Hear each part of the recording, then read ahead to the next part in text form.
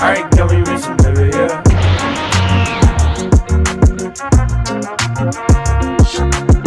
Sekai Seiku no assassin Isekai Kizoku ne Tensei Soru. Quand le plus grand assassin de l'époque est tué, il se réveille devant une déesse qui lui propose de le réincarner dans un autre monde. Cependant, elle a une condition. Il doit assassiner le héros de ce monde. Ayant désormais un objectif précis, il se réincarne en tant que Lu Tuata, le dernier né de la lignée d'assassins de la famille Tuatade. L'anime a pour genre action, aventure, comédie, drame, fantasy, romance et pour thème assassinat, autre monde, harem, magie. Shinkanomi. Seishi Hiragi est un lycéen qui, dans son école, est tout en bas de la hiérarchie sociale. Lui et tous ses camarades sont un jour transportés dans un autre monde. Comme dans son ancienne vie, notre héros se retrouve isolé et n'a comme seul compagnon qu'un gorille qu'il vient de rencontrer. Tous deux trouvent un jour un fruit de l'évolution qui va changer leur vie. L'anime a pour genre aventure, comédie, drame, fantasy, romance, shonen et pour thème autre monde, harem.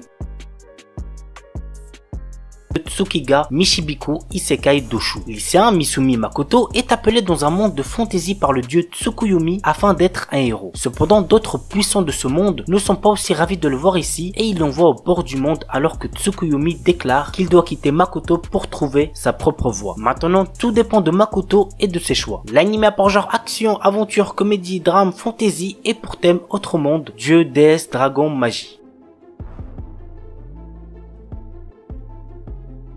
Outbreak Company, un anime que j'ai trouvé sympa à suivre, plutôt drôle, mais qui reste quand même assez classique. Voici de quoi ça parle. Suite à la découverte d'un portail entre le Japon et le Saint-Empire Eldon, le gouvernement japonais a recruté le jeune Shinichi Kano comme ambassadeur afin de renforcer les relations entre les deux mondes. Ce dernier devra présenter et défendre la culture japonaise mondialement connue à travers les mangas, les animés et les jeux vidéo. L'anime a pour genre comédie, fantasy, romance, slice of life et pour thème autre monde, harem, otaku, parodie.